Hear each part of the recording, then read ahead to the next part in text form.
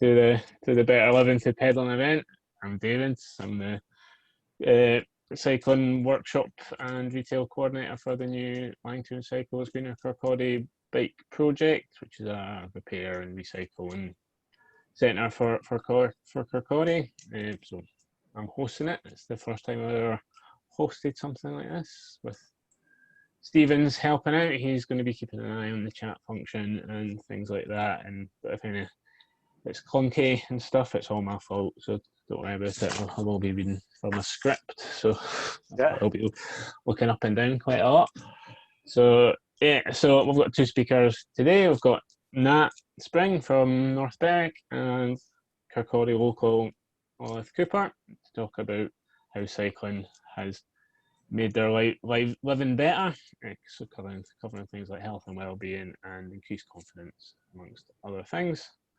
So just the housekeeping to get out of the way. So how Zoom works, you're probably all quite familiar with it by now, but just to cover the bases. So Nat's going to do a quick slideshow presentation. So whilst that's happening, if people can mute their mics and any questions or anything, just pop them in the chat box or just wait till the end. We can have a wee Q&A session. If you don't know how to mute, it's just go to the bottom, move your mouse to the bottom left-hand corner, has the option to mute your microphone. You also have the option to not share your video. So if you press that button, it stops the video. It either comes up with your name or your chosen profile picture, such as mine. On the same menu, you have the option to kind of change the kind of speaker view. So at the top right hand corner is the speaker view, or if you click on that, it goes to gallery view. So speaker view, you'll see the person who's talking mostly. Hopefully at this point that will be me. If you click that, and if you go back to gallery view, you see everyone at the same time.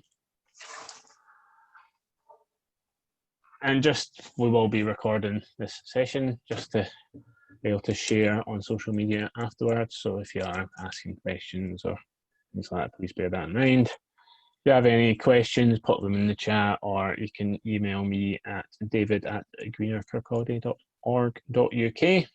So moving on, the plan is that Nat will be up first. He's going to present a short slideshow about how cycling has helped him regain his confidence after a life-changing event, and how he's put that into a well-being initiative called 40 Days. And then we'll have a wee chat afterwards and question and answer if anybody has any questions, or we'll just have a blather. And then we'll also talk about Gears for Queers and their experience of cycling in relation to physical and mental health. And again, we'll open up questions during that chat. We'll just be having a chat, more of a kind of talk show type thing. So feel free to interrupt or put questions on the chat box as well. So welcome along, Nat. You're up. So I'm going to present your slideshow when you're ready. All right. Let's see if we can get this to work.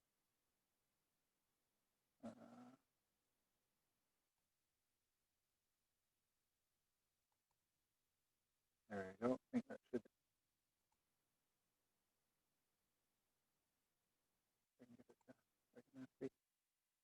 There we go. You should just see one slide then, is that right? Yeah, we can see the 40 days. 40 days slide. UK. Okay. Yeah. That's brilliant. Well, listen, thanks for the invite to speak about how cycling can boost confidence and self-esteem. You can see 40 Days CIC is a community interest company, not-for-profit, whose main purpose is to help folk to create well-being habits in their lives. This is done through combining 5 ways to well-being with 40-day challenges.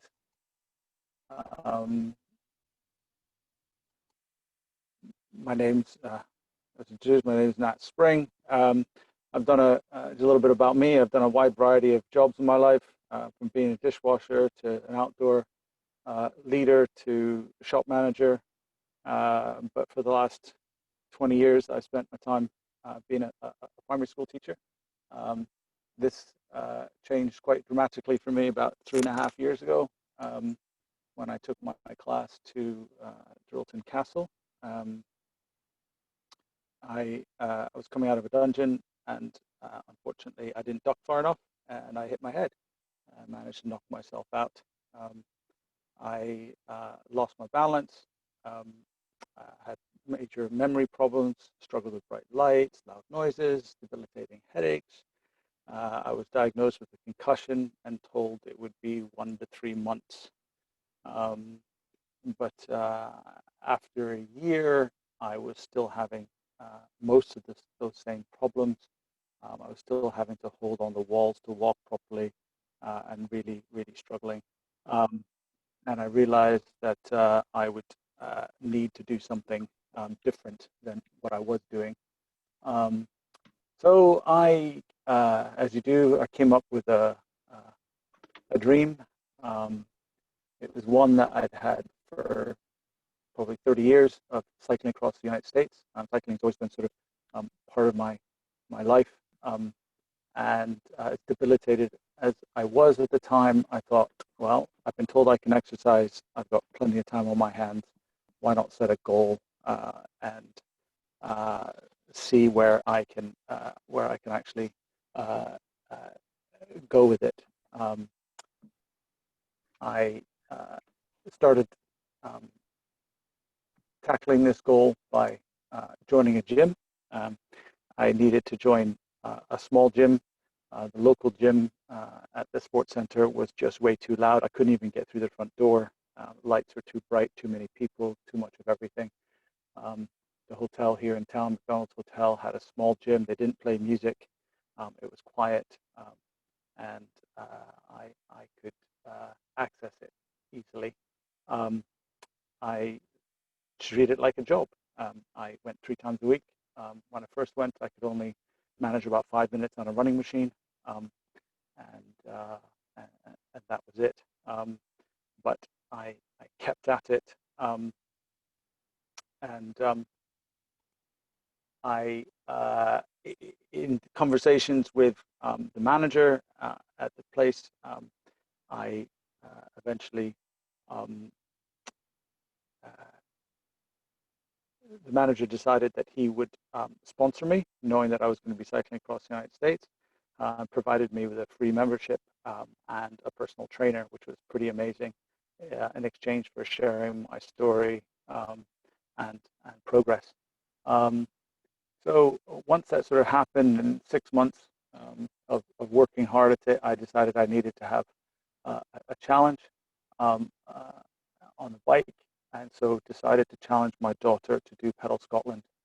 Um, and at the time, I could only go about 2 miles on a bike myself. My daughter had done not a huge amount of cycling, um, and she thankfully accepted the challenge with me, and we began training and working towards doing a 45 mile from Glasgow to Edinburgh. Um, it was brilliant because I knew that I needed to go slowly with her, because if I went too fast or too quick with her, she would learn to hate cycling. And actually, I needed to go very slowly myself because of my head injury. Um, so we trained for about 6 months. We started off by doing 2 miles, 2 miles, 2 miles, 2 miles, 2 miles, then four, then four, then four, then four, then six, and six, and continued working our way very slowly, building confidence and distance together. We, after sort of 6 months of training, we actually managed to complete the journey. We completed the ride, and it was a real sense of achievement. My daughter never thought she could cycle 45 miles. Um, and it's been interesting to see her take that um, confidence from having done something like that and apply it in other parts of her life as well. For me, it was uh, a real achievement as well. I was back on a bike. I was beginning to function, and then decided, well, I really needed to look at another challenge. That's us finishing up on a very wet day. Our dog was not very happy. He didn't come along with us. So I went back to look at the.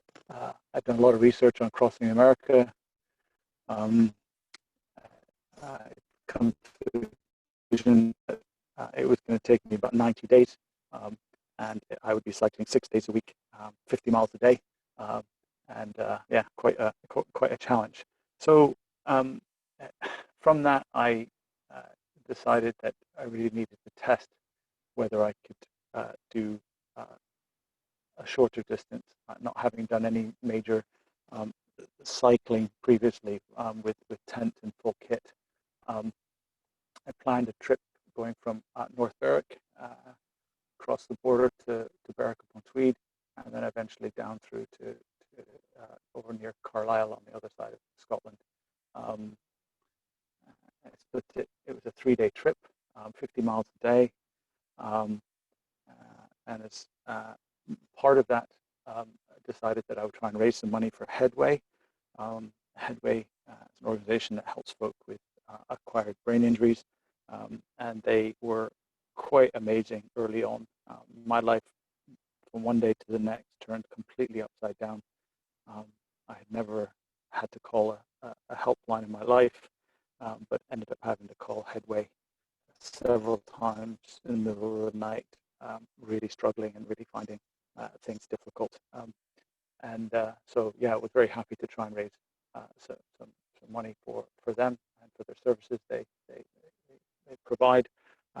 Absolutely fantastic organization, very realistic about what you're facing, but certainly able to help.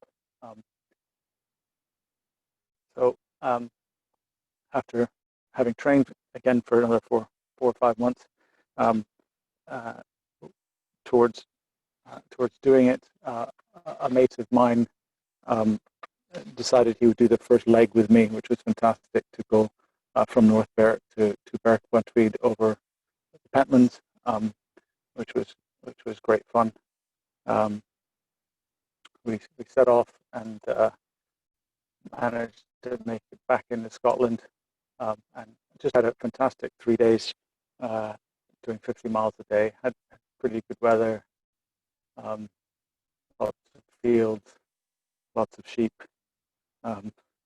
and eventually managed to complete it. And I took a train back from Carlisle all the way back to North Berwick.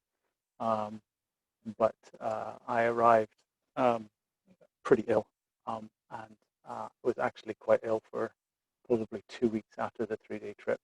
So although I completed it, I was rehabilitated for those following 2 weeks. And it became pretty apparent pretty quickly that my dream of going across the United States was going to have to be put on hold. I wasn't going to be able to be fit enough, quickly enough to manage the time scale that I had set myself to try and do. But having had sort of confidence built up through being back on a bike and having managed to fight my way through doing the 45 miles with my daughter, etc., I thought, well, you know, if there's anything I've learned in this last 3.5 years of my life being turned upside down, is to actually concentrate on the things that you can do and not worry about the things that you can't. So I thought, well, okay, if I'm not going to go to the States, what can I do? And what might be possible? In my research for going across the States, I had run across an American who had, I followed his blog. He had flown over from North Carolina and spent 40 days traveling around Scotland.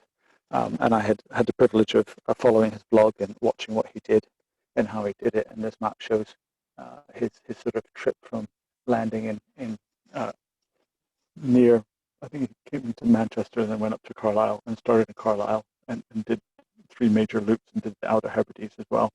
And I thought, now, wow, that looks like something that might actually be possible. I began thinking, right, instead of 90 days, maybe I could do, let's cut it in half. or close to it, I'll do 40 days. And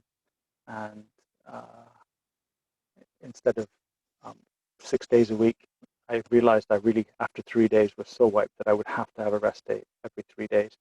So decided to cycle and do it every 3 days. There's my own map up on the wall of Scotland, and being able to work out where I would go and how far I could go.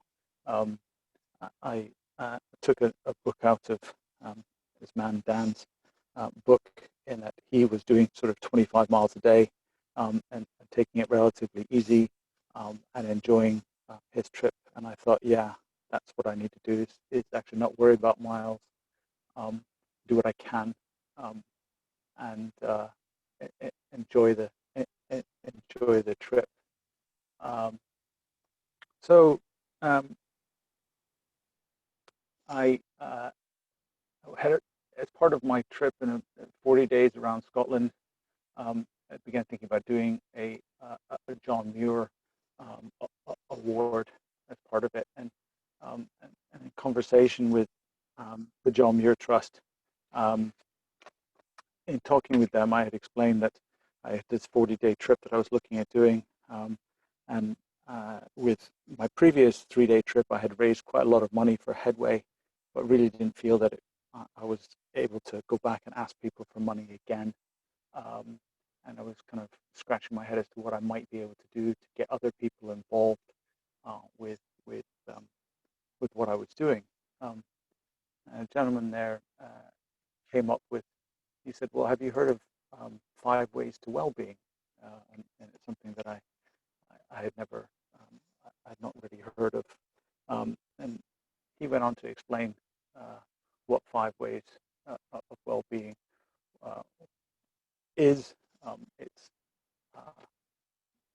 you choosing to do any of these things on a regular basis will help improve your overall well-being. So if you connect with other people, if you take up something where you're learning something new, if you're being active, if you're doing activities that help you to take notice or give of your time, your money, do those on a regular basis, and your overall, it's shown that your overall well-being will actually improve.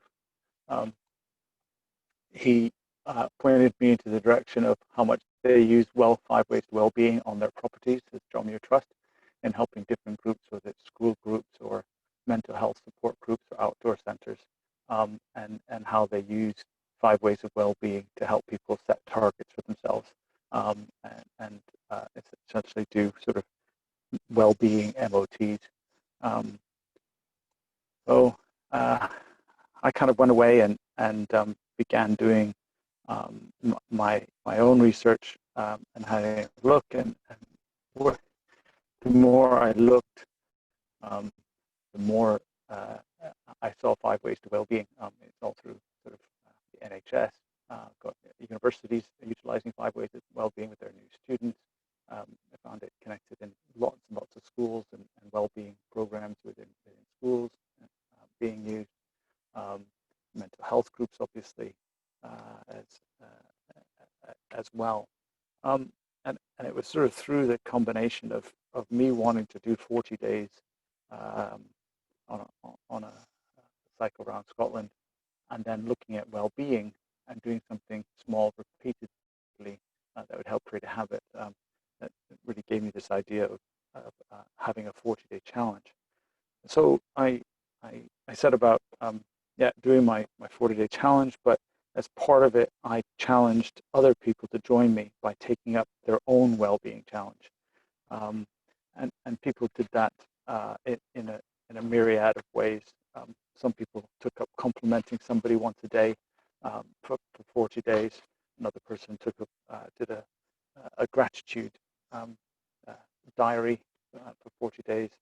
Other people decided not to take Netflix to bed in order to get better sleep. My neighbor took up running, not run at all, and decided to set a program over 40 days to be able to run 12 miles. And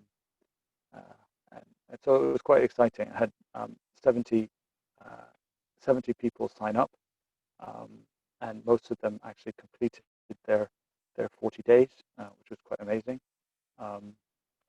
I set up a website because I needed to be able to keep track of where people, or, you know, what challenges people were doing. That was my main goal. So if I wanted 70 people to sign up, I needed to have a way of recording that and seeing that. And so people, friends and family and lots of other people who've heard about it decided to take up well-being challenges in doing that. The sort of confidence that came with the response to this and through my cycling, I not being able to work financially, planning a trip like this was a bit of a nightmare in that not having a huge amount of money, a bit daunting to take off for 40 days and figure out where you're going to stay and what you're going to do. I was very fortunate. I had conversations and talked to the McDonald's hotels where the gym I had been going to was a part of, and through lots of conversations with them and discussions, they very kindly sponsored me, and part of my trip was quite amazing for me. Was I was able to cycle to all 13 of their Scottish hotels, and sort of base my trip around where their hotels were, and they put me up for free in bed and breakfast, which was quite amazing. They even, on my rest days, every 3 days, put me up twice in the same place in order for me to have a full rest day. And to be quite honest, I'm not sure I would have been able to complete my trip if I hadn't had that generosity and had a place to stay, because it certainly was much harder than I expected. I was fortunate in talking with other groups, AlpKit, who produce some amazing outdoor kit. They have a foundation that helps folk doing outdoor activities, and I contacted them with the story and chatted to them, and they very kindly sponsored me as well, providing me with camping stove and sleeping mat and a few other things, which was very kind of them. The Endura, the Scottish cycling clothing company, also sponsored me. Their jackets are amazing. I was caught in a hailstorm as part of my journey, and I'm so glad I had that jacket. So folk local to me as well, Belhaven Bikes, sponsored me and did all the repair on my maintenance on my bike for me, which was amazing, gave me huge amounts of advice about my trip and what I was wanting to do. I don't do very well without coffee, and it's a mainstay of mine. And Steampunk, a local North Berwick coffee roaster, also very kindly sponsored me and provided me with an AeroPress and coffee for the 40 days I was on the road. And talking about confidence, I had a good number of people ask me, how did you manage to get sponsored? That's nuts, I didn't think you'd be able to do that. And it really stemmed from back to sort of working with my daughter and having the confidence to set the goal and to work at it, and being willing to not necessarily take the first no for an answer, and being willing to go back and chat and adapt. But I wouldn't have been able to do my trip without certainly without the sponsors. So I took off on the trip. This is in Keswick with my bike and tent. I had to camp for the days that I was going between the hotels, often 2 or 3 days at a time. I needed to camp in between getting to the hotels. So camping quite a lot, but also staying in some quite nice rooms as well. So I wasn't slumming it. You can see just a few pictures from the trip, which managed to get all the way around. I did a John Muir Award as part of my trip, and raise some money for the John Muir Trust while I was doing it. I didn't quite climb Schiehallion, but took the road as far up as it would, which was certainly a real challenge and, and, uh, and very exciting. Seeing my bike there, it had been a long-held dream. I remember sitting in Dundee, the four courts there, the pedestrian area, watching, having gotten something to eat from Greg's, and my bike pushed up against Greg's, and I sat across from it on the other side at a bench. And I was eating my lunch, and I looked up, and I saw this bike. And I thought, wow, I wonder who's riding that. That's quite an amazing bike. For years, I've been green to the gills at anybody who cycled past me with full kit. I'm thinking, gosh, I wish I could do that. And I was looking at the bike again, thinking, yeah, lucky devil. I wonder what where they're going, what they're doing. And then it dawned on me, a bit nuts, but it dawned on me that it was my own bike, and it was such an amazing feeling to actually be achieving or doing a dream and doing something that I had always wanted to do, and to cycle a full kit and just have the freedom of that. So some of the views, places I certainly fell in love with large parts of Scotland through cycling through it rather than being in a car or a different type of transport. So I did manage to actually complete the trip. North Berwick, my daughter's high school, actually took on the 40-day concept and incorporated it into their well-being program, encouraging the children and the staff to take up 40-day well-being challenges. And for that John Muir Award, I was presented with my John Muir Award at the high school. And going forward, hopefully that they're looking at permanently keeping that 40-day challenge as part of their curriculum in the high school. And certainly one of the objectives of the 40-day CIC is to look at ways to have other schools take on the 40-day challenge. My local doctors is looking at using the 40-day challenge as social prescribing. So instead of necessarily handing out where appropriate, instead of handing out antibiotics or antidepressants, antidepressants,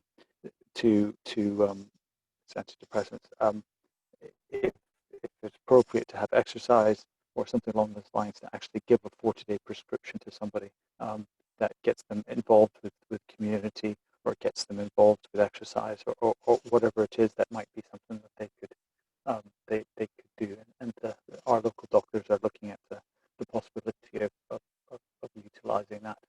We're also looking at, we have McDonald's, but we were looking at organizations like the hotel trade and saying, okay, how could 40-day challenge, well-being challenge, be utilized by organizations to help boost their staff's overall staff's well-being, and how could they support that as an organization. Sort of in conclusion, 40 days CIC is really in its infancy in terms of what it's been able to do. COVID kind of stopped several plans in its tracks, so we're going to have to think about how to reinvent. But its goal is still the same: it's to encourage people to take up, sort of do a well-being MOT and choose an activity and do it for 40 days to help improve their overall well-being. And certainly for me, I know that if I didn't have the habit of cycling before I hit my head, I think I'd probably be in a very different place than I am now. Although as constricted as I unfortunately continue to be, cycling has played a huge part in my overall mental positive well-being. So I sort of challenge folk to think about the possibility of doing their own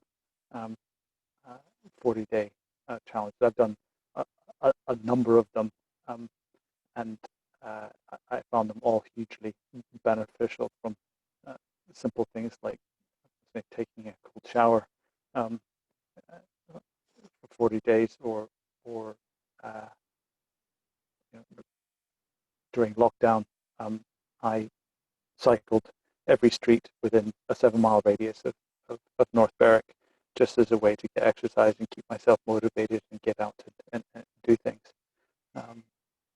So I'd encourage you to, I would say cycling is a huge, huge plus. I don't think I need to convince any of you anyway. But yeah, that's it. Thank you.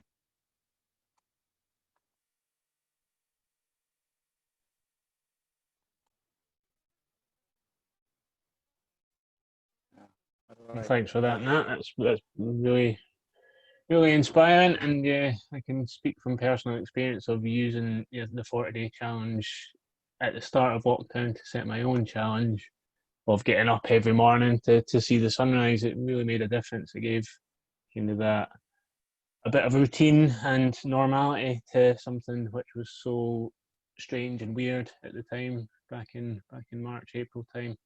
So it gave a bit of focus for life at the time when I was struggling with work and things like that. So thanks for that. Are you still screen sharing? I think I stopped. I think I managed to stop it. All right, cool. Yeah, that's brilliant. So just if we've got anyone else, any other questions from the audience? So Jackie, our colleague from Greener Cooper, so she's asking, did you opt to cycle alone around Scotland, or would you recommend cycling with someone else? Sorry, say that again. So she's saying, did you opt to cycle alone around Scotland, or would you recommend cycling with someone else? So I think it's that kind of question of, is it better to do it by yourself or doing it with somebody else? Would that, like you did the first challenge with your daughter, that probably helped you along? Yeah, I think freedom of being by yourself. I think it's a bit of horses for courses and what suits you. You know, if you're going to feel more comfortable going along with somebody that maybe has a bit more experience than you, or somebody you just simply can learn together, then go for it. Or if actually, you know, you're the kind of person that just needs your own space and your own time to do those challenges. It's really a matter of, I think, choosing what suits you. I don't think there's one. I quite like being on my own. You know, my wife often asks, you know, what am I thinking? And I say nothing, and she doesn't believe me. But you know, Yeah. I don't do a lot of hard thinking when I'm out. So no, yeah, I think it depends on where you are in your journey of cycling and doing touring. Yeah. I think it comes back to what you were saying about don't worry about the miles, or don't worry about the things that you can't control, just focus on the things that you can. So I found that I found that bit really hard, actually, because previously, before my head injury, I was a person who was always pushing the miles. So I did, you know, I did a lot of 50 miles. Then I did a century. Then I ended up doing 200 miles in a day. You know, I push, how fast, how far, how go. You know, that was just what I've always thought and been driven to do.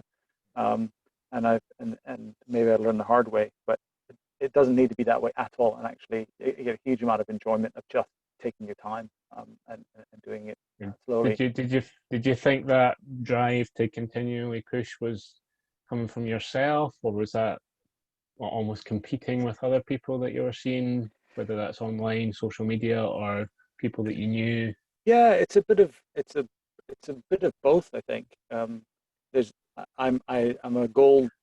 I tend to be a goal-driven person anyway. But certainly in my cycle rides, I remember doing the Pedal Scotland for the second time, and I saw a guy zip past me, and then before I'd even finished, he was going back, and I thought I was struggling just to complete it. I mean, it was killing me to do 50 miles, and he was just sauntering and zipping past me, and I thought, that's nuts. And then I thought, well, hang on, if he can do it, well, maybe I can, you know. And I went away, thought about it, planned it, and then trained for 6 months, and then went back the following year and actually managed to do it. So yeah, maybe some understanding of how you're driven. Society has a lot to say for men, I think, in particular, of being driven, and Strava to beat the next. You know, it it, it, it can drive you the wrong direction, I think. Yeah, it's that balance between being inspired or being uh, feel like you have to compete. And it's like Strava, it's not real. It's if when you're competing with people or comparing yourself to people online to a certain extent, it's not even real. It's all Yeah, you're doing is maybe driving yourself. it's a strange one when I did the trip because lots of people kind of said, "So how far are you going? How far are you going? How far are you going?" I said, Yeah, it's like "Is this a obsession with slow?" numbers. Yeah, Yeah, I had to say this is a slow journey. It's a slow cycle journey. I'm taking it easy, and it's not a it, I'm pushing my own limits, but they're different than yours. Um, yeah. so No, great. Any other people want to ask a question or put a question in the chat? If not, I've got a few things I can provoke you with. Nat, all right, just provocation questions. go for So it. just looking at like you're talking about how your confidence started with just being able to get back on a bike, and then that built and built. So almost the gradual building of your confidence helped you to get to the point where you could inspire other folk. Do you feel that increasing your confidence or helping other people on their own kind of 40-day journeys, what gives you the greatest kind of feedback, pleasure, uh, sense Oh, of well-being? it's a real joy, and I think maybe that's partly why I was a primary school teacher and encouraging other people to do things. There's real joy in seeing and helping somebody achieve their own goals, and I remember meeting up halfway through.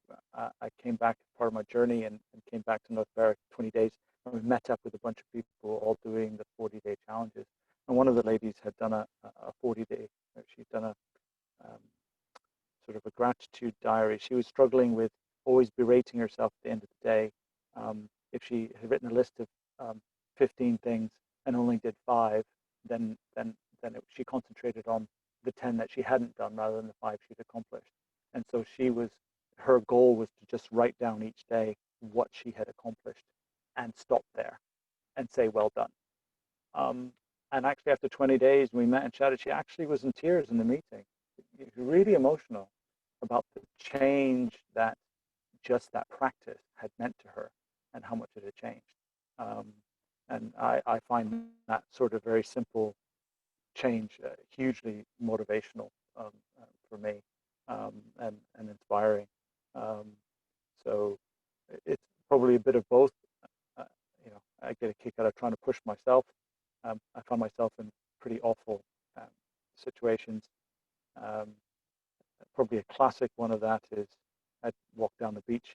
Um, Within the first year of my head injury, I was really down and really complaining and really saying, this is just rubbish.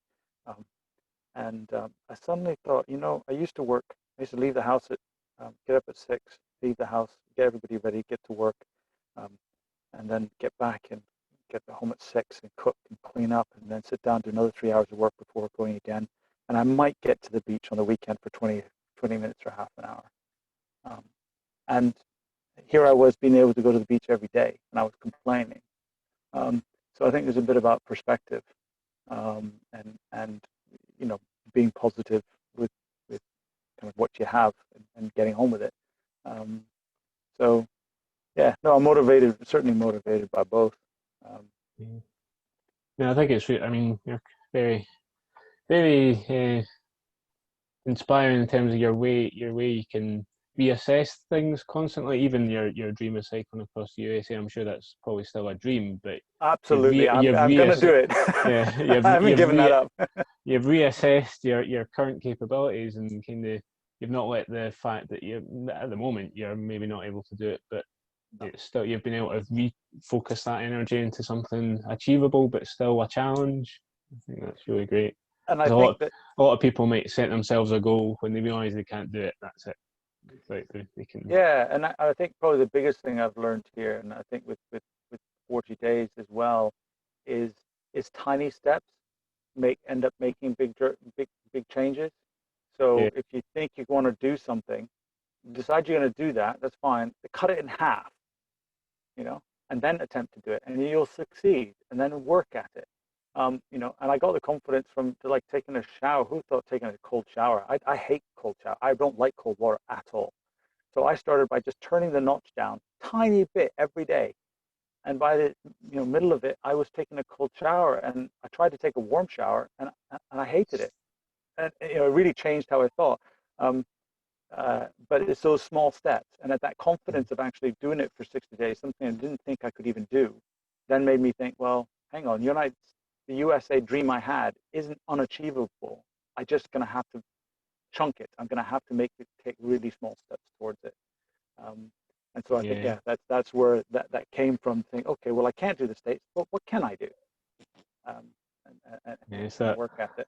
A multitude of tiny changes can change the world, and it's whether it's yourself or cumulatively as a community. So even the turning down the temperature on your water as greener Kirkcaldy as a sustainability environmental charity. If everyone did that, cumulatively, the population would make a huge difference on energy consumption as well. Well, I have to say, and it's had a positive effect on my head injury as well, that actually having a cold shower, I come out alive. I can go in with a fog, and I come out raring to go. Ready. It's like I've had coffee almost. It's really quite an amazing effect, which I never dreamt that it would. Yeah. Yeah. And going back to the coffee, obviously, did you navigate by coffee shops when you were doing your journey? Was it kind of planning your stops specifically for good coffee shops up and down the country? No. Well, I probably should have done, but I had good. I have to have coffee. It's not a choice. I can't afford not to have a shop to go to. Like I can't miss out. So I had my own coffee with an AeroPress that I made each day. Yeah.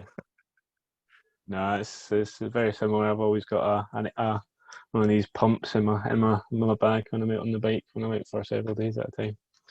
No, that's great. Just checking if there's any other questions before we move on. We'll all probably come back and have a more discussion because there's a few things that you and Lily have in common, not least your love of DAWs Galaxy bikes. Yeah.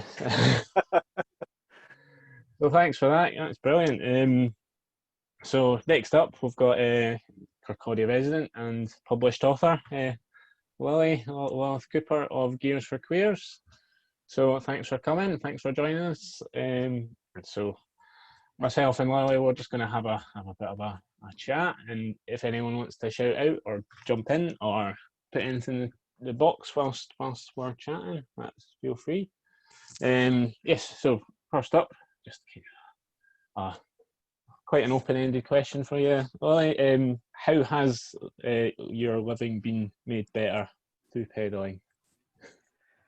I mean, it's a difficult question because I think I can't compare it to a time when I haven't ridden a bike or cycled.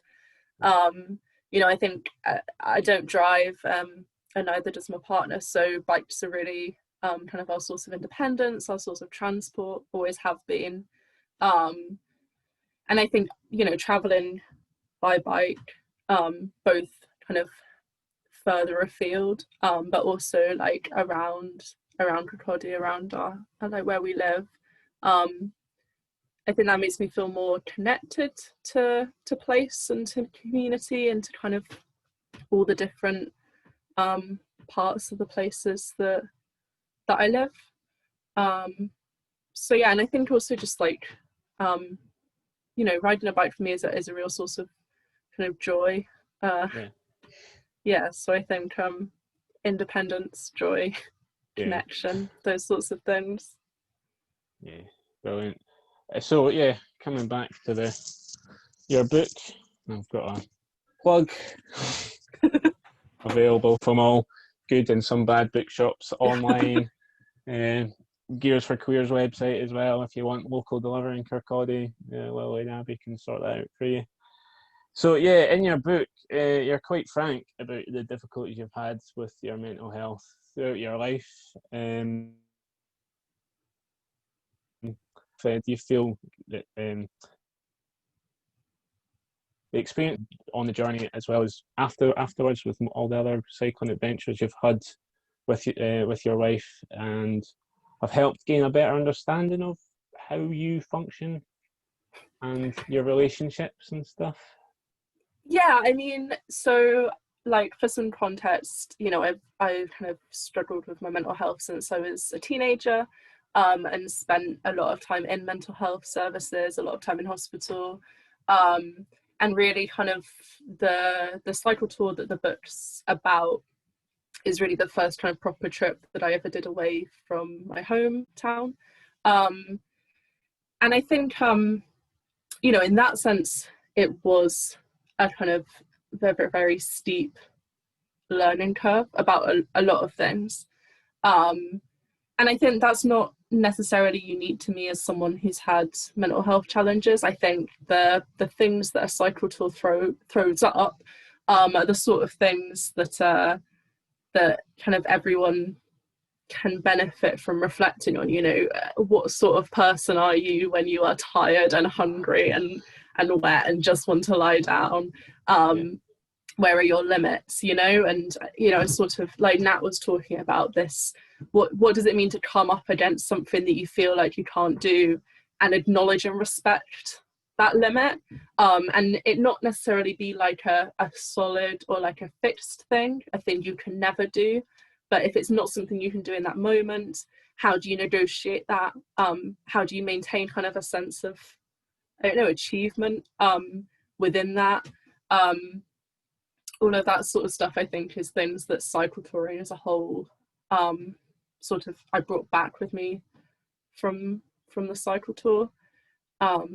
Yeah, so that approaches you can apply to other parts of your life if you can yeah, compare absolutely. how Yeah, you deal with utter exhaustion or fed upness with a continuous puncture yeah. versus Also, like, frustrations of work and life and things. I think like right now is a really good example because like there was a point on the tour where anything that went wrong felt insurmountable. It just felt impossible. And I was kind of just like, why do things keep going wrong and keep going wrong and keep going wrong? And Abby was sort of like, it's not that things keep going wrong, it's that things are always going wrong on the tour. It's never straightforward. You just have more or less resources or resilience to deal with them. And it's feeling like things keep going wrong right now because you're feeling really run down. And then I think more recently in lockdown, I sort of identified that I was being like, oh, nothing's easy at the moment. Like I start the day and everything just falls apart immediately. Why is everything just going wrong? Like I burn the coffee on the hob, or I like the washing pole falls down or whatever. And I kind of had to sit down and reflect and be like, actually, you know, it's not that things are just going wrong. The things going wrong around me right now are the kind of normal things that always go wrong. It's that my kind of level of resources or resilience are a bit depleted right now. So it feels bigger than perhaps it effects seem is. amplified by your own kind of view on it.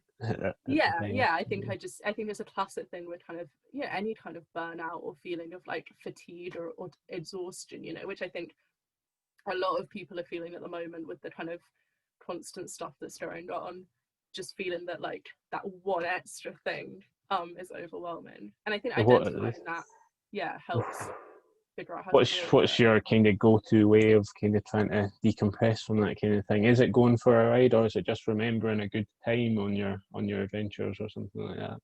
I think it can really vary. Like, you know, for me, exercise, you know, riding and walking and running, all of those things can really help me feel kind of grounded, or like I can take some time away from the sort of day-to-day stuff that's feeling overwhelming. But other things help too, you know, taking sort of a vacation, where you give yourself some time off just on the sofa, or permission to do things, or, you know, sometimes even sort of like excited far future thinking, so like planning future cycle trips. Like on our bookshelves we've got just like a stack of maps from all over the place, and sometimes we'll just pull those out and start planning stuff and planning trips. Cool.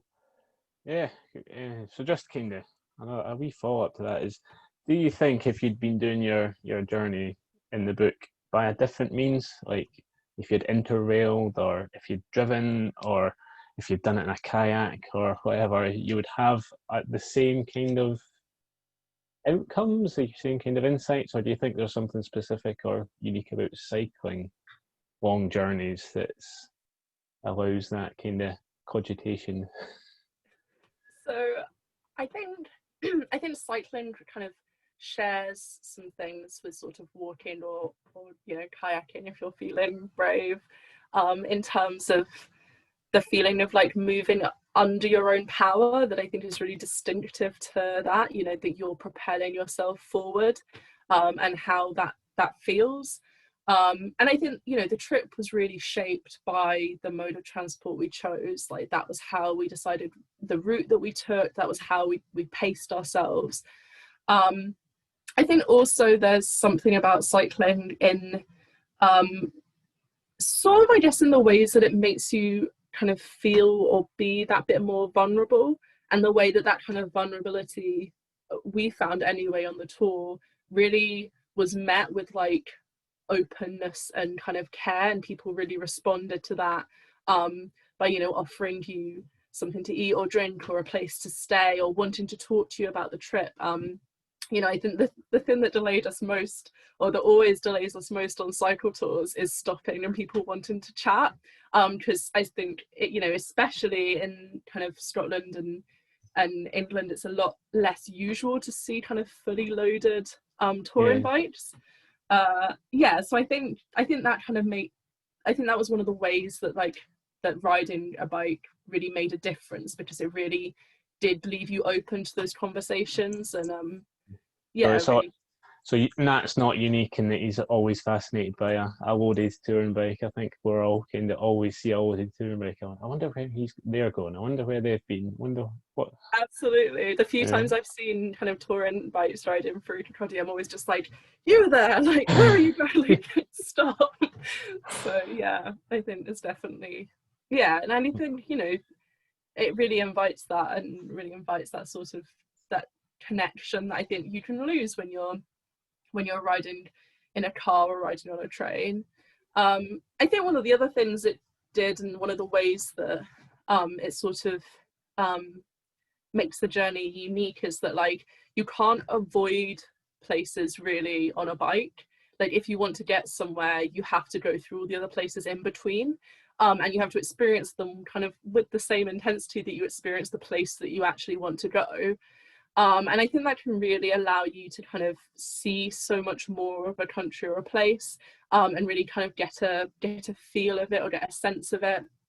I think that makes a big difference. Yeah, it's almost like that cliche. It's not about the destination; it's about the journey.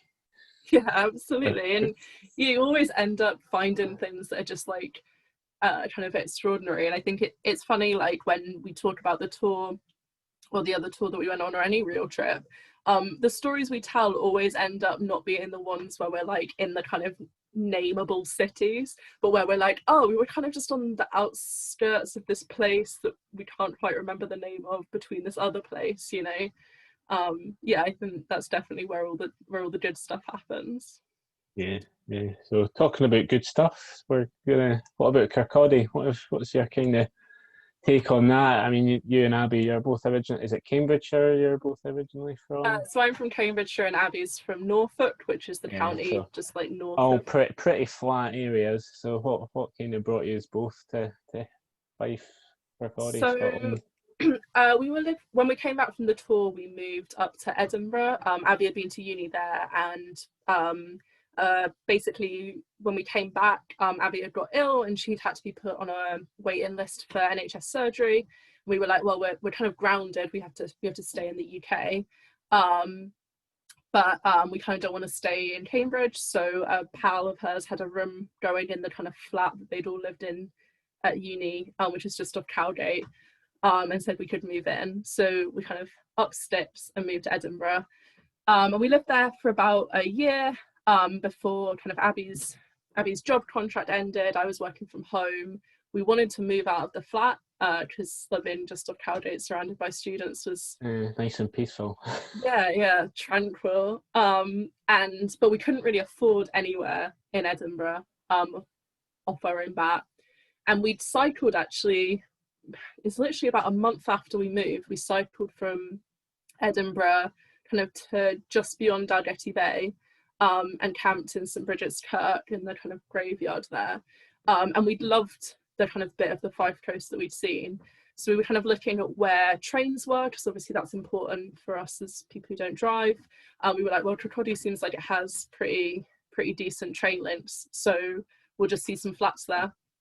So we kind of took the train, saw one flat, we're like, well, it's a really nice 2-bed in like a nice area, let's try it, and just moved. So it really was just a case of kind of sticking a pin in a map.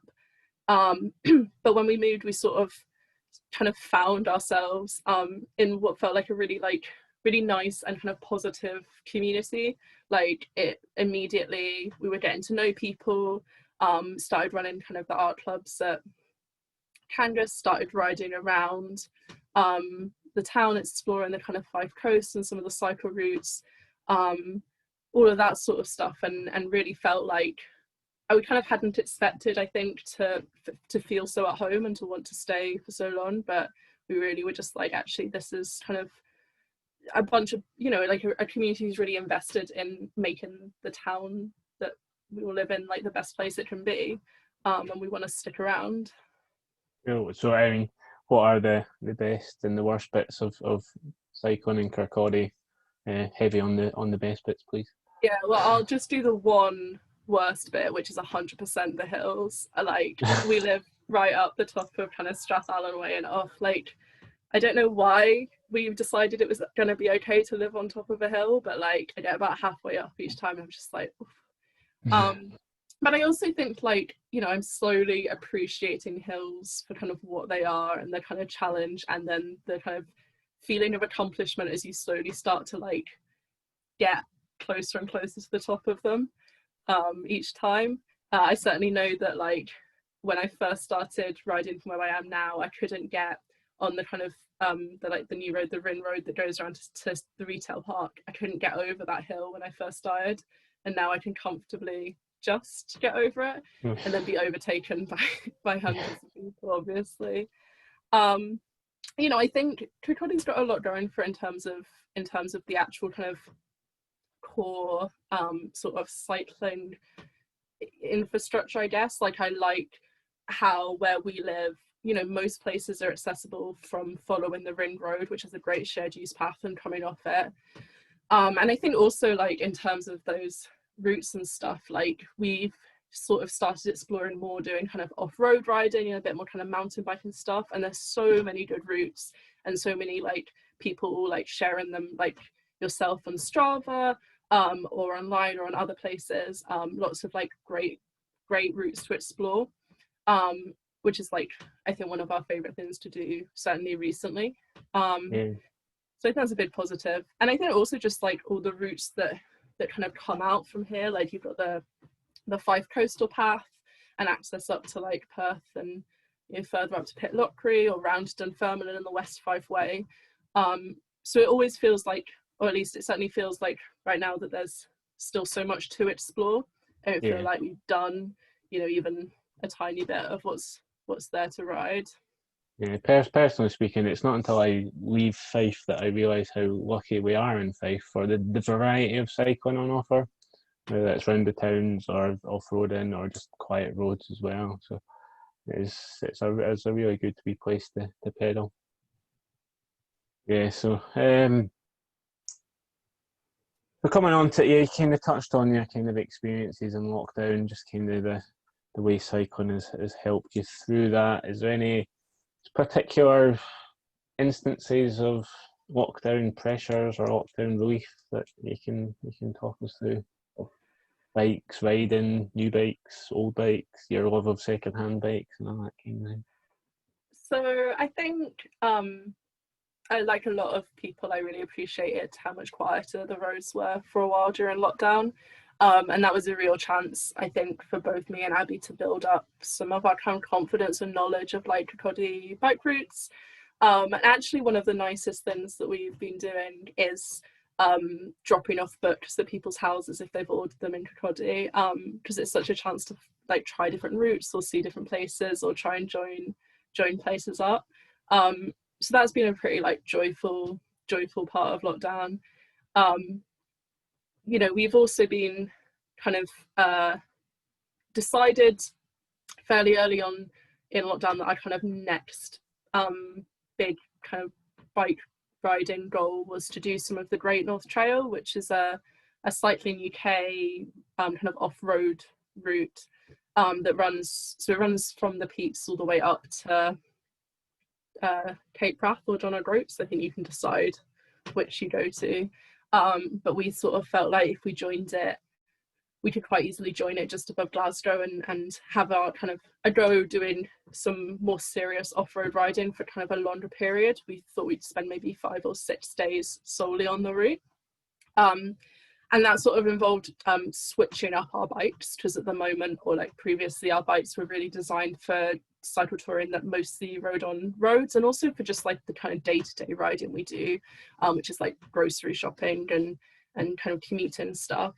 But that meant the acquisition of an additional bike, which I got from yourself at kind of Green Kirkcaldy, to keep as my sort of everyday riding bike, and then switching up my current touring bike, which is an old 90s mountain bike, to try and make it more off-road worthy. And that's been quite enjoyable just as a project to work on. You know, I'm fairly confident at bike maintenance, enough to kind of switch up handlebars and wheels and stuff. And it's been nice to work on that with kind of a goal that's kind of in the future. I think in the early stages of kind of lockdown and that period, it really felt there was so much uncertainty. It felt kind of impossible to plan.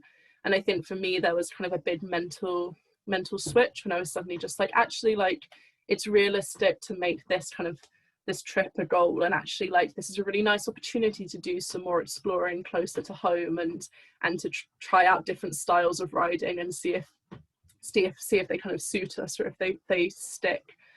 Just kind of the most kind of long distance riding we've done has been kind of on a cycle path or road. Yeah, so that's been quite a nice project. Yeah, cool. So just the kind of this, going back to your love of like second-hand bikes, just why the specific bikes that you have? How many do you have? So at the moment, I think we have an unrepresentative number of bikes as how many bikes we actually should own. Yeah.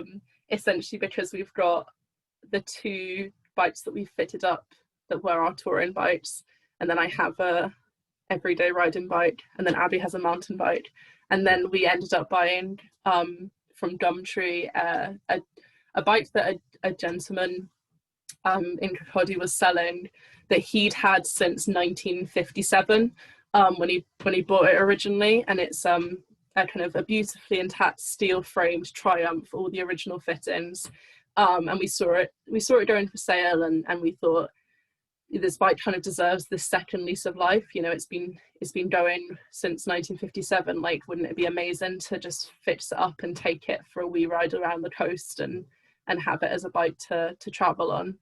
And I think that kind of links to why I really like secondhand bikes. I think, like, you know, bikes really don't become obsolete, especially older built ones that kind of built to last, and the technology, you know, the brakes on that bike are pretty identical to the brakes on my current bike. So it's not like the technology needs updating. And you know, I think growing up in Cambridge, bike theft is pretty endemic. You were better off having a bike that someone didn't want to steal in the first place. So you didn't want something that looked too fancy, and you also didn't want to spend too much money on something that was probably going to be nicked almost immediately. So I think partly it's just a practical thing where if I haven't spent too much on a bike, if it doesn't look particularly attractive, if it's just a standard bike, then I feel much freer to kind of ride it and use it and lock it up where I am, and go into the pub for a few hours and then come out and grab it and head home, than I would if it was something that I felt kind of worried or precious about. So I think there's that practical side of it. And I think that also links to kind of our first tour. We just went on bikes that we'd bought for 40 quid off Gumtree, that we kind of fitted up because we wanted parts that we were familiar with. We didn't want brakes that we didn't know how to use. We wanted stuff that was kind of interchangeable.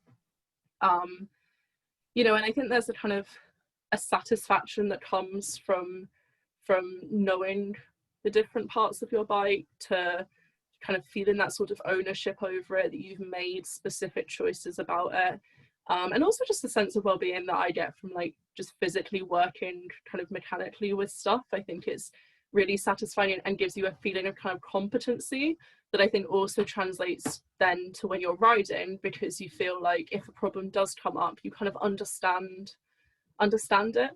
I always say that like the reason why I like bikes over cars is that cars, I don't really understand how they work. It probably might as well be magic as far as I can tell, but bikes I can break down to a ball bearing and then build them back up again, and mechanically they kind of make sense. And I think that's like quite a reassuring feeling. And also pretty much anything on a bike can be botched with like duct tape and a metal splint. Like too far wrong. The joy of steel bikes is they're pretty indestructible. Even if you do bend them, they can be bent back. Absolutely. Without them breaking. When we were so on our last tour last year, we'd kind of arrived in Venice, and we'd found that the part that Abby's back rear pannier rack was attached to had snapped off her frame. So the pannier rack was wobbling all over the place, and we were like, we're going to need to weld this somehow because it's a steel frame. And so we spent kind of a frantic evening trying to figure out what the Italian was for the type of welding that needed to be done, and if anyone kind of around Venice could do it. And after several kind of social media exchanges, and then this like very nice kind of Italian woman riding over to take a look at the bike for us, the next day we kind of went to the address that she named, which was this out in the kind of suburbs of Venice, this huge garden filled with bikes, and this guy who was like in his 70s, and he'd made fences, and then he'd made bike frames, and now he kind of just repaired bikes for a living, and he happened to have the kind of right welding stuff. So he and I are kind of gripping this bike without any kind of safety goggles, which I feel is bad, while he welds the frame back together, and then reassures me that it will be stronger now than it was originally. And I think riding that bike back through the streets, I was like, felt very vindicated in my decision to ride on steel frame bikes, because I was like, see, anything can just be welded back together with enough luck, and like So I can imagine, although there might not be a lot of kind of financial investment in your bikes, there's probably quite a lot of emotional kind of attachment there for some of them, with all the names they've been given and the journeys you've been on together and stuff. Totally. So at the end of our first tour, the one the book's about, I ended up selling the bike that I'd been riding, because it cost 100 quid to post at home, and I was like, well, I've taken off all the parts that are of kind of value or use, and makes much more sense to sell it. I ended up bursting into tears in the middle of this poor man's bike shop as I handed it over, and he made me this like cup of coffee and kind of sat me down and patted me on the shoulder. And then Abby's bike, which we kind of taken on the first tour, ended up falling apart in Falkirk a day into the second tour. So we had to kind of strip down the entire frame at Bikes for Good in Glasgow, and kind of rebuild all the parts onto her onto a second-hand frame. But we did then spend like 3 days trying to find, and successfully finding, a friend who had a big enough cupboard to store the frame in, because we were just like, we can't leave this frame, like we have to come back to it. And I Yeah. think once we eventually retrieve it, it's going to have to go up on a wall or something as kind of a memory of that bike. Cool, yeah. So I think, yeah, we can probably just open that back up again. We've got a few questions in the chat. So from Jackie, saying she really needs to read your book. So Jackie, you can place an order online if you want, and Lilith will deliver it to the Guna Kirkcaldy if you want. So she's saying, did you ever miss your planned or even your booked destination due to injury or breakdown, and what happened? How did you deal with that? So yes, so often. So much so that we really had to kind of, I think when we'd originally planned the tour, we'd sort of set out with an intention of when to be where, and very quickly learned that we were going to have to work in kind of 5-day segments if we were going to be realistic about when we were going to get anywhere, because something would always come up. And I think like that kind of learning to be flexible and adaptable was like a huge part of the trip. And it's been a huge part of both of our tours. I think like the last tour we took is a really great example of this, because we left Kirkcaldy and we were aiming in the UK for Portsmouth or Plymouth, to get the boat across to France. So we head off from Kirkcaldy, make it over the hill to Kinghorn, which felt like probably the biggest achievement of our lives, and then kind of carried on, camped overnight in Limekiln, and then when we got into Falkirk, Abby's bike just broke. So the bottom bracket, which is the part that the pedals turns the pedals, it just completely seized, so we couldn't even pedal her bike. So we were like, right, book a campsite and have to walk about 2 hours pushing the bikes along the canal in Falkirk. So we stay there, we take the train to Glasgow, we strip down Abby's bike, we put all the parts onto a new bike, we set off from Glasgow. We realise we haven't completed our course of rabies shots, which we need if we're going to be travelling, especially through kind of more southern Europe. So we have to stop for 5 days for that. We start going. We get over the southern uplands, and I think we ended up in kind of Moffat, at which point my tooth started pulsing. We go to the dentist. I have an abscess. We get to Carlisle. The emergency dentist at Carlisle has to pull my tooth out. And at that point, I'm just like, I think we need to pause for a moment. Like, I think we just need some time off, because I'm just like padded up, just being like, it's not reasonable that I cycle right now. So we ended up taking 2 weeks off, and then kind of restarting. But I think, yeah, it's just sometimes something unexpected always comes up, and eventually we just learned that like there's no point planning too far ahead. And we were lucky with both of our tours. We kind of had that luxury of time.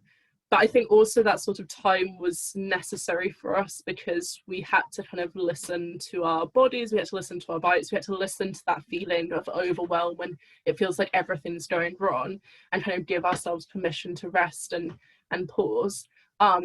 So whilst other people, you know, might be able to say, oh, I'm going to tour for 5 days and I'm going to be quite structured and that'll be my trip, we kind of had to be like, well, we've got to put aside more time to probably travel the same distance, but we need that kind of flexibility, and if we finish early, we finish early, but that's kind of what works for us.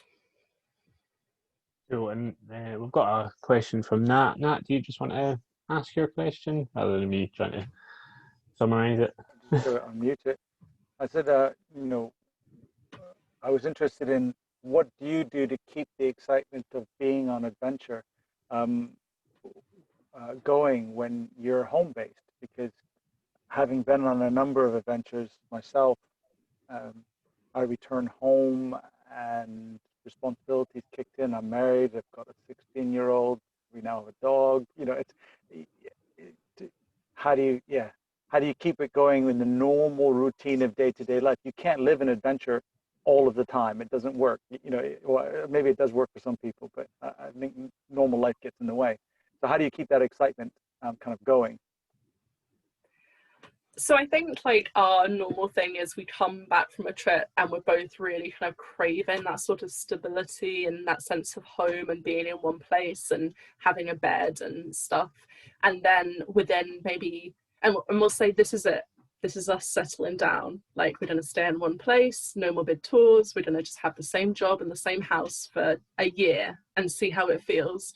And kind of 9 months in, we get tremendously itchy feet and we're just like, right, let's start planning the next tour because this can't go on. We can't keep going like this. And I think in that sense, kind of lockdown and stuff's been really interesting because it's kind of forced us to stay and sit out that feeling of kind of wanting to be away and wanting to be traveling and wanting to certainly not be on the sofa in our living room for the sake, like the next day and the next day and the next day. You know, I think we have a love-hate relationship with social media, but I think one of the things I love about it is feeling connected to other people who are traveling or who've done tours and reading about their adventures and things that they're doing and feeling really inspired by that and excited by that. And I think that feeling of like, oh my God, that's so cool, they've done this, or oh, I had no idea this route existed, or they've done that. Or when a new kind of cycle touring film pops up on Netflix or whatever and you get to watch that. You know, I find reading or hearing about other people's adventures really kind of sustains me and makes me feel kind of connected to that feeling of exploration, even when it's not possible for me in that moment. Are you guys map nerds? Lily, Lily or Abby? Who pours over the maps and who just kind of wings it? Abby, 100%, and I just kind of nod. Which is ironic because when we're actually on the tour, I'm the one holding the map, being like, no, I know which way to go. Like you don't get to say. But yeah, she's 100% the map nerd. Like I'll look away for a moment and suddenly there'll be a package through the door from like Cycling UK or like Sister or whatever, and I'll just be like, is this another map? And she'll kind of look shirtily at me for sure. Brilliant. Is Abby aware of View Ranger on the app on your phone where you can download the whole ordnance survey onto your phone? No, and I don't intend to make no. Yeah, I mean we really have like we haven't kind of found our rhythm, I think, with apps and route planning apps and maps and stuff. I'd be interested to hear what you use, Nat, because we very much are like analog map readers, and when we were thinking about, or when we're planning the Great North Trail, we were like, maybe we should have some kind of, because it's mostly off-road, have some kind of GPS file or something that we can have a look at, and then we promptly got terrified by that prospect and dug out the kind of paper maps. Do you use anything in particular? I interestingly, when I did my 3-day trip even, I had to plan out things in complete detail because I found I got really exhausted. Cognitively is my biggest problem with my head injury. If I spend too long concentrating on something, I get exhausted. And so I couldn't, I realized I wasn't going to be able to stop every however long to figure out where I am, to read the map, to then figure out where I'm going. So I almost spent a huge amount of time, I did spend a huge amount of time. I was very exhausted from it, literally going on a Google map, then looking at Street View and writing down what I was going to see and how I was going to turn, which was crazy. And I think 40 days of this is nuts. And then a friend said, well, have you used, you've got your little computer, I've got a little Garmin thing, which kind of just tells me how fast I'm going, etc. He said, do you realize that you can map out your map on Google or on one of those, map ride with GPS or Strava, and just download it? It's a tiny wee file. It puts it on there, and mine will give me a little breadcrumb. So 300 meters before I get to where I'm going, it says left or right. There's no picture. It doesn't die in terms of a battery, because that was a big worry. Do I take a big computer with me, and then I have to worry about batteries, etc. And so I ended up taking a small netbook with me, and literally planning a couple of days ahead what I was doing and downloading them onto my little Garmin.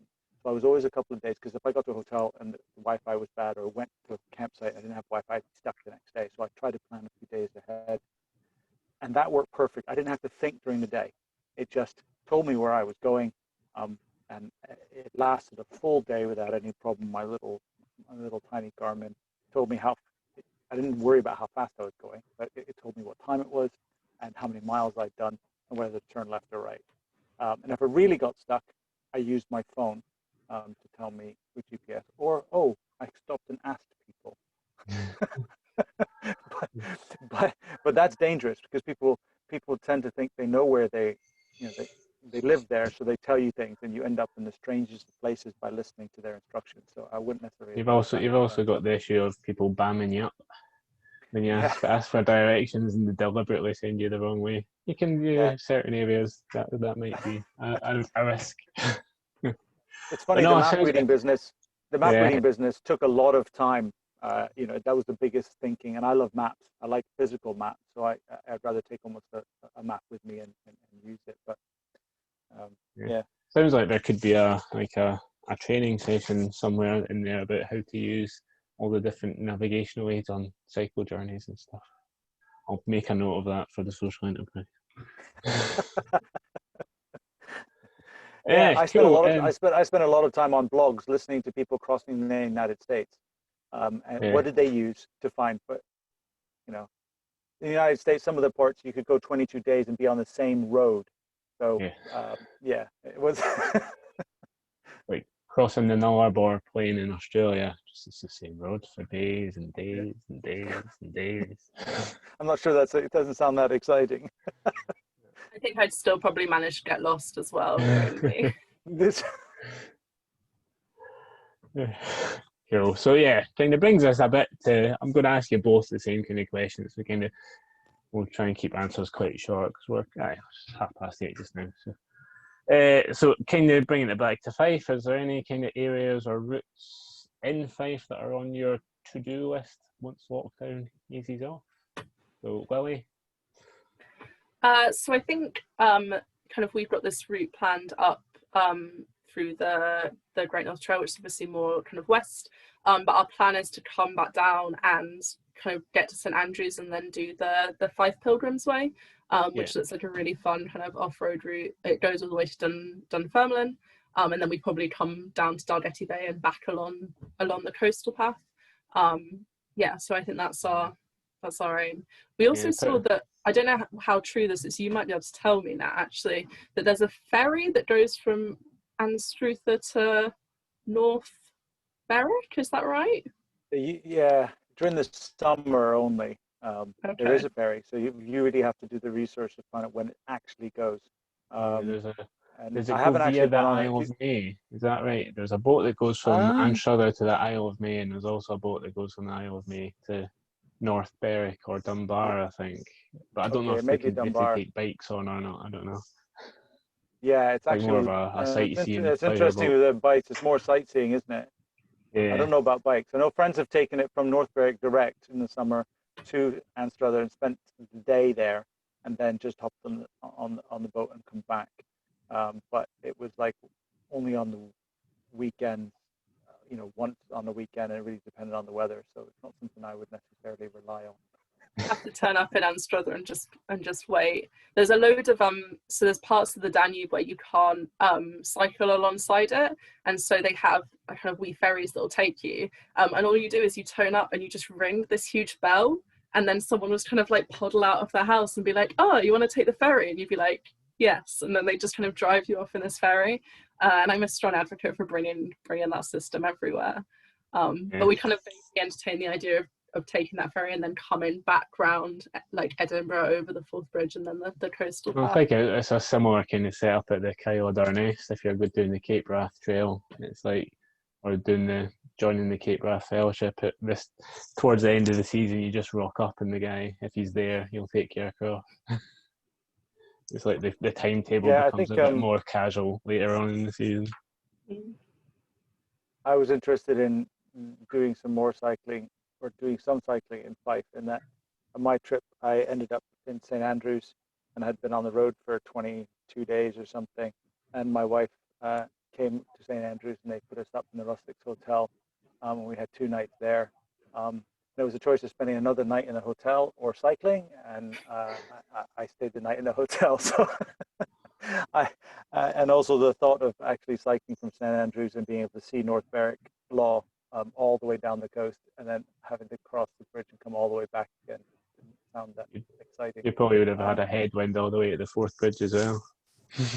Yeah, but I'm definitely interested in. I'd definitely like to come across and do some cycling. It's, yeah, the Five Pilgrims Way is a great option for off-road, but not too challenging, no technical sections, and really kind of gets you into parts of Fife that are a bit more just out the way and people are maybe not aware of as much as the kind of the coast or the bigger towns. I'll definitely recommend it. Is the coastal path is the coastal path one that's more for road bikes rather than no, I mean the coastal path is mostly off-road as well. There's only a few like roady sections between like Kinghorn and Burnt Island, and further up between like St Andrews and Kingsbarns, it's mostly you would go on the road anyway because the path itself is mostly stairs. So you're not going to be riding a bike for very long along that section anyway. So, but most from like Crail all the way along, it's off road, quite rough bits as well. So it's a more rough. It's rougher than the Pilgrim's Way. Okay. Well, that's yeah. No. So cool. A question for you both again. Favorite bit of riding kit? Or kit for riding. It doesn't have to be specifically a cycling accessory. It can be something that you take on your rides that makes it life worth bearable. I can maybe guess what Nat's going to say, but well, luxury. No, yeah. I for me, the piece of kit that I just won't cycle without is actually a rear view mirror that connects to my helmet. Blackburn does it. It only costs a tenner. And I swear by it. I don't swerve out. So you'd rather go with that than your coffee? Rear view mirror or coffee? No, that's a luxury. The mirror is safety. The mirror is absolutely essential. Yeah. I can do without the coffee and live another day. I would absolutely. Items, your coffee, essential items, a mirror. Cool. Sorry, say that again? Essential. So your coffee is your luxury item and your mirror is your essential item. Absolutely. That right. So Willie, same question. Luxury item / essential item. So my essential item would probably be like my pannier bag, just because it's like a great waterproof pannier bag, and I hate riding with a sweaty back. And I don't really wear I don't often wear like cycle specific clothing, like maybe cycle shorts, but more often than not just jeans and stuff. I think my luxury. What brand of pannier bag do you use? You're allowed to mention brand. So we've got the smaller like red Ortlieb ones, and then we've also got the big blackboard ones, simply because that was the configuration that was on sale when we were buying bags. And they both close slightly differently, but they're both equally like we've never had any problems with them. And they've lasted 5 years. And actually the one time that the Vord one, we had like a little bit of the clip broke, so it kind of clips onto the thing. We just went into this shop in Germany and were like, this is broken, and they were like, oh, we have this repair part for it, which we really appreciated, because like so often if something breaks, especially if it's plastic, then it's just that's the thing broken. For zip ties and duct tape. Yeah. And then I think my luxury cycling item, not dissimilar from yours, Nat. So from Tiger, which is like that shop that just sells odd like tap, basically, random stuff. I got this cup holder that you can attach to your handlebars. It's bright pink, and it holds basically like a thermal cup or whatever. It holds my like reusable coffee cup. So like on my kind of like front setup, I always have like my little bar bag, my huge hamburger belt, and then my thing with like coffee that I can just easily grab and drink as I'm going. So that would be my top item. Never leave the house without. I found that my coffee insulated coffee mug top that closes actually fits perfectly into my water bottle holder. So I have one for water, one for coffee. And Brilliant. I would certainly second Ortlieb if anybody's looking at the buy bags, because all the research I did, 99% of anybody who crosses the United States has Ortlieb, and I've bought them, and I wouldn't look. I did the what's the competition that's up in, it starts in Pitlochry, something Caledonian. What's the Tap yeah, Caledonia. Tap. Yeah. Yeah, I did that. Yeah, I did that when I was training at one point, and I went with my pannier with my lunch in it. Now, I never stopped and ate it, funny enough, but I didn't feel secure cycling without my pannier. So, there you go. I got a lot of funny looks, but I didn't care. All the guys People on their with 7,000 or 8,000 pound books. full carbon road bikes going, why has he got a pannier? But it's like, There you go. I'm not doing it for the speed, I'm doing it for the enjoyment. Brilliant, cool. Yeah, so that's my questions. Do you have any more questions for each other, or is there any more questions from the audience? Have you got any future rides planned, Nat? Do you have any future rides planned? Nothing jumping out, just because COVID kind of just squashed all that pretty substantially. So I did the 7 mile radius of North Berwick as a local challenge, and I had a brilliant time. I discovered places in and around this area that I just didn't know existed, and that was really exciting. Yeah, So that's kind of that brings was us back to Nat has been generous enough to donate a bunch of doorstep mile books to all participants. So everyone who's turned up will get a free copy of that sent out. It's kind of getting adventures on your doorstep, but little and often, rather than necessarily having to go miles and miles and into the back of beyond, and just, as you say, I have at the back in my head when things open up. Maybe there was talk of me cycling to the remainder 40 of the McDonald's hotels all through England and Wales. But I couldn't get a pass to leave home for that long this quickly. But that's in the future. That might be something that I you can maybe pick them off in smaller batches, kind of just go. Yeah, absolutely. You just got to dream, don't you? I think what happens with these things is you dream, and you find something, and then you talk to people, and they say, "Well, why don't you try this? Why don't you try that?" And then smaller batches work. I mean, I remember when I was wanting to cycle to Dunbar from North Berwick for work, I thought, "Oh, it's just a bit too far, and I can't manage this." And my uncle said, "Look, why don't you just take your bike, put it on the car, and drive halfway, and do that a couple of times, and see how you go." And I did it once. And after that, I just cycled home. But I just needed the kickstart to think, let me do it part way. And then, but it took my uncle saying, well, why don't you just do it halfway? Why don't you just take the car? Oh, that's a great idea. And I think once you start dreaming and you speak it and it comes out, then it begins to grow legs and it gets exciting. And you start looking at things and you're reading different books and picking up stuff, as you were saying, when you start talking about a dream of what you're going to do next summer or next weekend or whatever it is, and then you take small steps towards it, and it actually happens. So Brilliant, cool. Excellent. So yeah, thanks everyone for coming. We've still got a few events coming up for the cycling festival. Kids session, bikeability games on Saturday. Got the bike and blether ride on Monday. And is Abby coming along to that one as well? Cool. So sharing your roots there in Kirkcaldy.